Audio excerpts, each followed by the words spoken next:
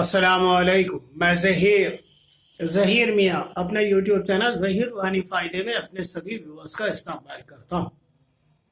اعوذ باللہ من الشیطان الرجیم، بسم اللہ الرحمن الرحیم۔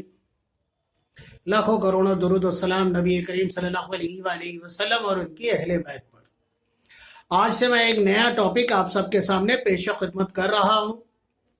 اس پر اب تک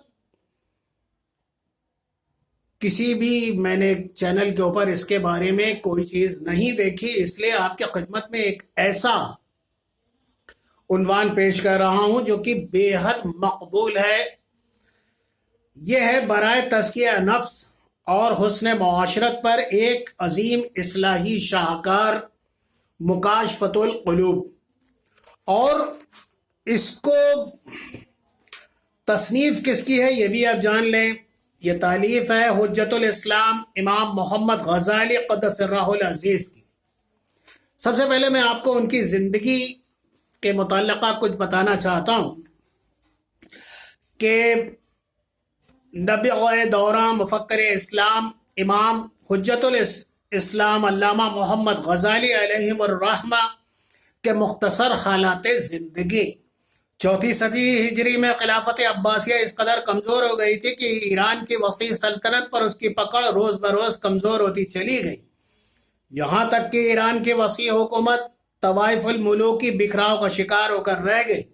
صوبے خود مختار ہو گئے اور ہر ایک ایران پر اپنی طرح کا بادشاہ بن کر بیٹھ گیا۔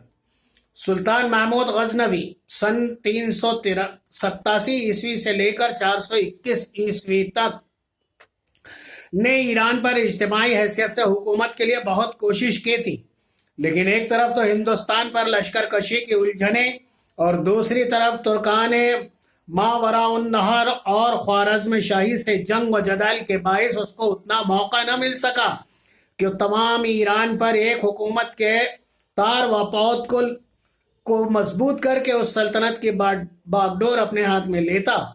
تاہم یہ ضرور ہوا کہ طوائف الملوکی کا یہ رنگ بہت پھیکا پڑ گیا جو سلطان محمود غزنوی کے زمانے سے پہلے تہ در تہ ایران کے تمام علاقوں پر چڑھا ہوا تھا۔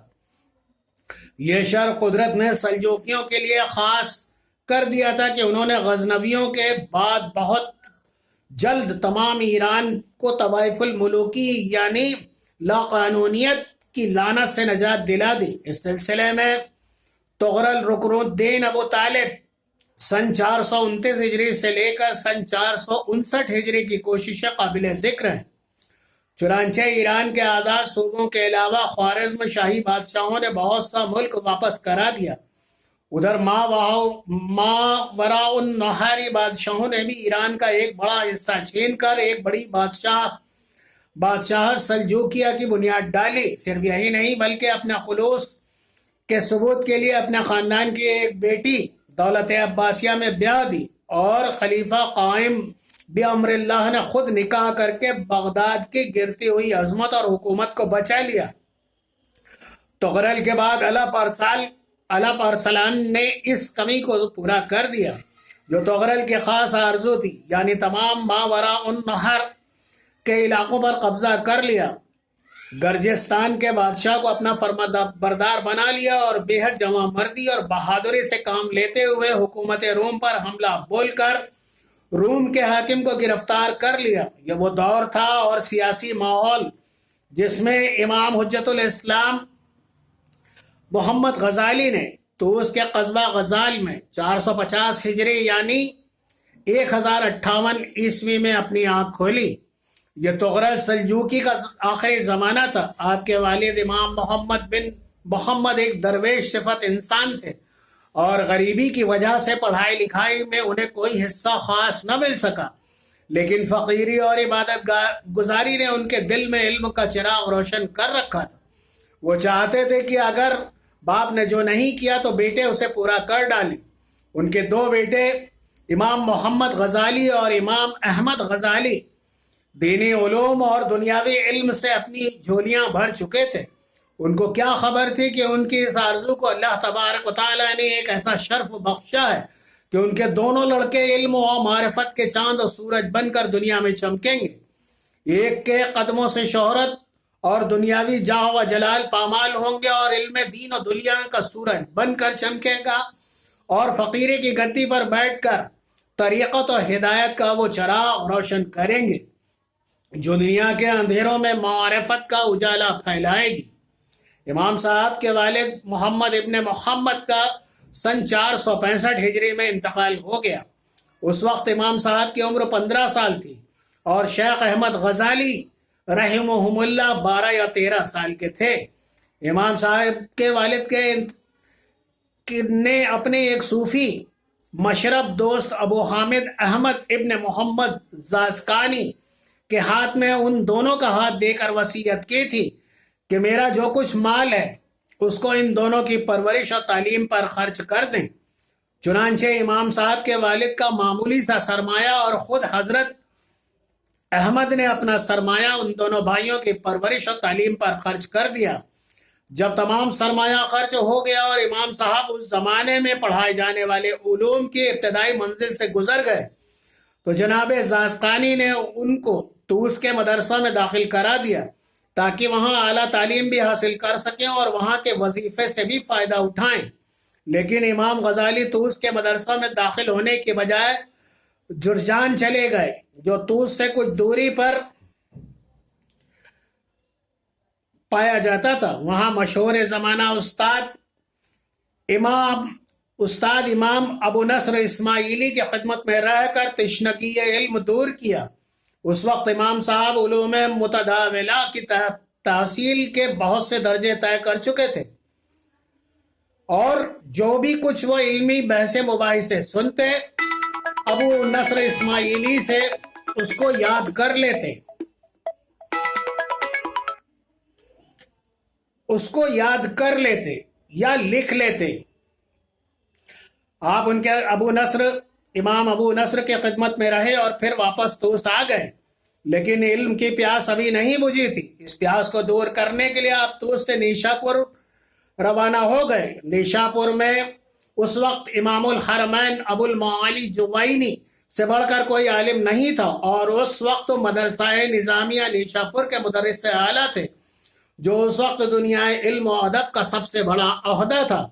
علامہ جوینی کی خدمت میں پہنچ کر امام صاحب نے دوسرے علموں کے علاوہ جدل و خلاف یعنی علم مناظرہ، علم الکلام، مبادیات فلسفہ یعنی سائنس کی تکمیل کی، اور ان علوم میں ایسا کمال حاصل کیا کہ امام الحرمین کے 300 شاگردوں میں سے سب سے آگے نکل گئے۔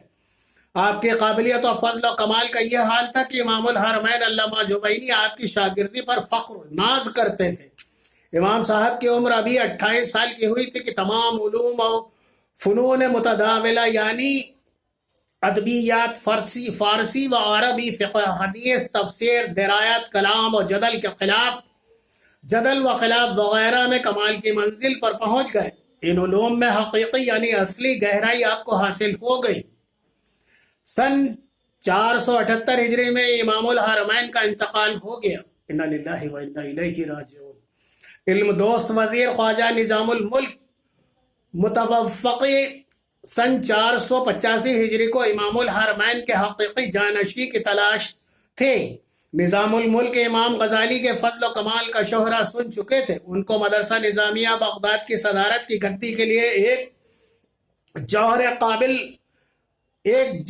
قابل درکار تھا۔ چنانچہ خواجہ نظام الملک نے بڑی عزت و احترام کے ساتھ امام غزالی کی دربار میں پہنچ کر آئی، لیکن اپنے علم کی گہرائی کے ثبوت کے لیے امام صاحب کو ایک مشکل امتحان سے گزرنا پڑا، یعنی دربار سلجوقی سے تعلق رکھنے والے عالموں کے ساتھ مناظرہ یعنی بحث کرنا ضروری قرار پایا۔ بغیر مناظرہ کے دربار میں جگہ پانا ناممکن تھا، چونکہ امام حمام علم و فضل کے ایسے سمندر تھے جس کے کنارے کا پتہ نہیں تھا۔ جدل و خلافت پر بہت کچھ لکھ چکے تھے۔ چنانچہ دربار سلجوقی کے عالموں سے مناظرہ شروع ہوا، اور امام صاحب سب پر غالب آئے، اور سب نے امام صاحب کی علمی بلندی کو مان لیا۔ نظام الملک کی دلی مراد پوری ہوئی، اور خواجہ طوسی نے تمام عالموں اور فقیہوں پر بڑائی ظاہر کرنے کے لیے زین الشرف الائمہ کا لقب دیا۔ اب دربار میں امام صاحب کی آوبھگت بھی اسی طرح ہوتی تھی جس طرح علامہ ابو اسحاق شیرازی اور امام الحرمین جمعین قدس سرہ العزیز کی ہوتی تھی۔ امام صاحب آپ خواجہ نظام الملک کی مرحمتوں اور نوازشوں سے کامیاب زندگی گزار رہے تھے۔ سن 478 ہجری سے لے کر 484 ہجری تک پورا دل لگا کر تصنیف و تالیف پہ لگے رہے۔